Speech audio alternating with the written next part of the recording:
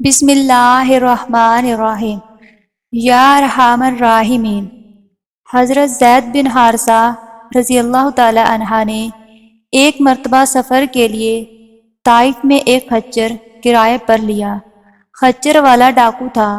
وہ آپ کو سوار کر کے لے چلا اور ایک ویران و سنسان جگہ پر لے جا کر آپ کو خچر سے اتار دیا اور ایک خنجر لے کر آپ کی طرف حملے کے ارادے سے بڑھا۔ آپ نے یہ دیکھا کہ وہاں ہر طرف لاشوں کے ڈھانچے بکھرے پڑے ہوئے ہیں۔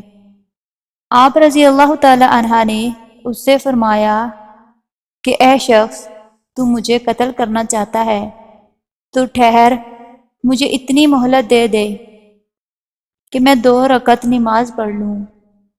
اس بد نصیب نے کہا کہ اچھا، تو نماز پڑھ لی، تو اس سے پہلے بھی بہت سے مقتولوں نے نمازیں پڑھی تھیں، مگر ان کی نمازوں نے انہیں کوئی فائدہ نہیں دیا۔ حضرت زید بن حارثہ رضی اللہ تعالیٰ عنہ کا بیان ہے کہ جب میں نماز سے فارغ ہوا تو وہ مجھے قتل کرنے کے لیے میرے قریب آ گیا، تو میں نے دعا مانگی اور یا ارحم الراحمین کہا۔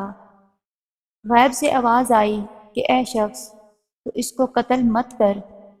یہ آواز سن کر وہ ڈاکو ڈر گیا اور ادھر ادھر دیکھنے لگا۔ جب کوئی نظر نہیں آیا تو وہ پھر سے میرے قتل کے لیے آگے بڑھا، تو میں نے پھر بلند آواز سے یا ارحم الراحمین کہا اور غیبی آواز آئی۔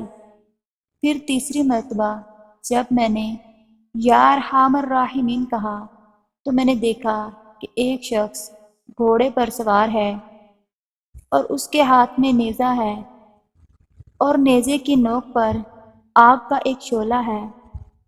اس شخص نے آتے ہی ڈاکو کے سینے میں اس زور سے نیزہ مارا کہ نیزہ اس کے سینے کو چیرتا ہوا اس کی پشت کے پار نکل گیا اور ڈاکو زمین پر گر کر مر گیا۔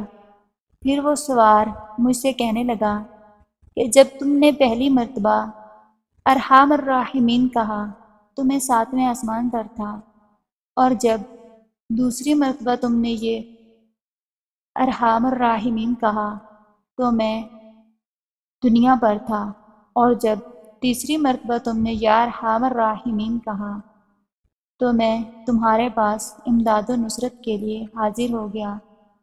خداوند قدوس کے اسماء حسنی سے بڑی بڑی بلائیں ٹل جاتی ہیں اور ایسی ایسی امداد اور آسمانی نصرتوں کا ظہور ہوتا ہے جن کو خداوند کریم کے فضل عظیم کے سوا کچھ بھی نہیں کہا جا سکتا۔